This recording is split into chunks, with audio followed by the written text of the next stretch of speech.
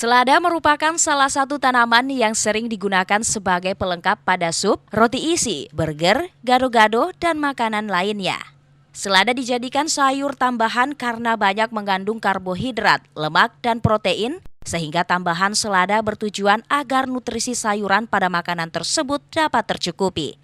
Secara khusus, selada memiliki kandungan seperti vitamin A, vitamin C, vitamin K dan mineral, sehingga banyak masyarakat mulai menanam selada ini. Selain sebagai konsumsi pribadi, beberapa juga menjadikan sebagai sumber penghasilan sampingan. Seperti yang dilakukan kelompok wanita tani di Kelurahan Barabaraya, Kecamatan Makassar. Tidak seperti petani selada pada umumnya yang menggunakan sistem hidroponik, KWT Anggrek ini lebih memilih menggunakan sistem apung. Menurut Ketua KWT Anggrek Ibu Jumriyati, proses penanaman ini dimulai dengan proses menyamai sekitar 1 minggu. Setelah daunnya telah muncul 4 lembar, maka akan mulai dipindahkan ke rumah bibit dan setelah itu tinggal menunggu 42 hari untuk memanen selada tersebut. Untuk proses pembibitan hingga panen, menggunakan sistem apung sangatlah mudah karena tanpa harus menyiram tiap hari, tanpa harus mengukur ketinggian air di wadah tempat akar selada dan tanpa diberi pupuk.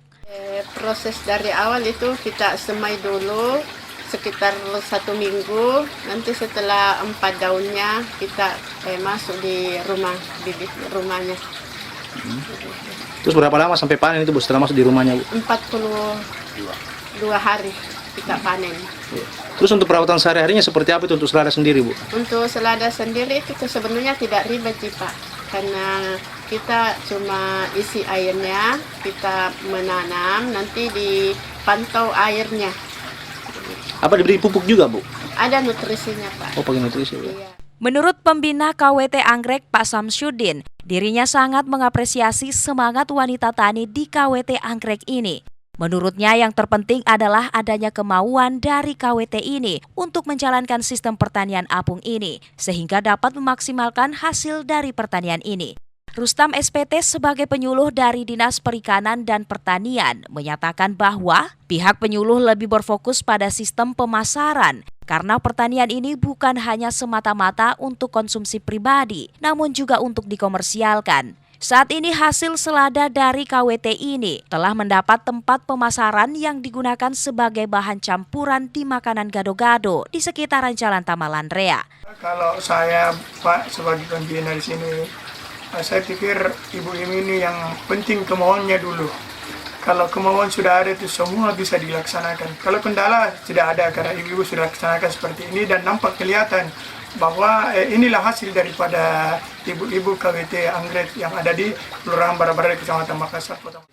Mulai dari budidaya, ilmu edukasinya dulu, ilmu bagaimana caranya budidaya tanaman sayuran. Yang kedua itu sosialnya dia.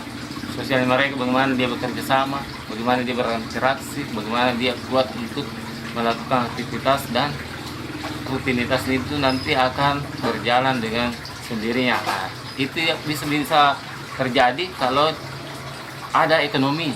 Kalau ekonominya ini saya jalinkan bagaimana pasarnya ini selada sama cabai.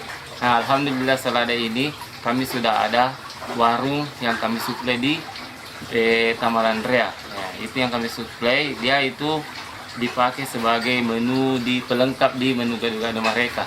Nah, itu yang kami suplai dan ini rumah hidroponik ini ada 4 unit.